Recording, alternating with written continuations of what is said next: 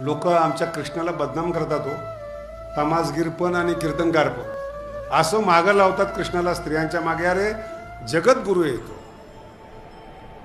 देखना येतो, त्याला मागं लागायची गरज आहे का त्याच्या मागे लागतात? कृष्णाचं एकही लग्न कृष्णाने स्वतःहून केलेलं नाही. सगळे निमंत्रण आलेले 8च्या 8. रुक्मिणी असेल, सत्यभामा असेल, आपणहून एकही लग्न केलेलं नाही त्यांनी. एवढी ताकद, आणि ती मागे लागत नाही कुणाच्या. मग अडवलं क्या गवळणी?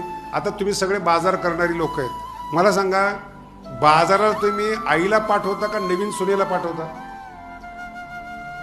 बोला ना. नवीन सून आलेली, वर्ष 2 वर्ष झालेत, त्या तरुणीला बाजार करायला पाठवता का तुम्ही? किती साधी गोष्ट भारताला कळली नाही हो. मग दही दूध विकायला जाणाऱ्या सासवा झालेल्या बाया होत्या, आणि कृष्ण त्यांना सांगत होते ते राक्षस आपल्यावर आक्रमण करतात, त्यांना प्रतिकार करण्यासाठी दही दूध आमच्यासाठी ठेवा, आमचं उरलं तर त्यांना द्या, तुम्ही ज्यांना विकताय ते आमच्यावर अन्याय करतात, म्हणून थांबवा विक्री. हा अर्थ आहे गवळणीचा. आणि आपण अर्थ सांगतो डोळे मोडीत मोडीत. अरे हाच मोडीत निघालेला आहे काय? कृष्णम वंदे जगद्गुरुमान. तो कृष्ण असा करू शकतो?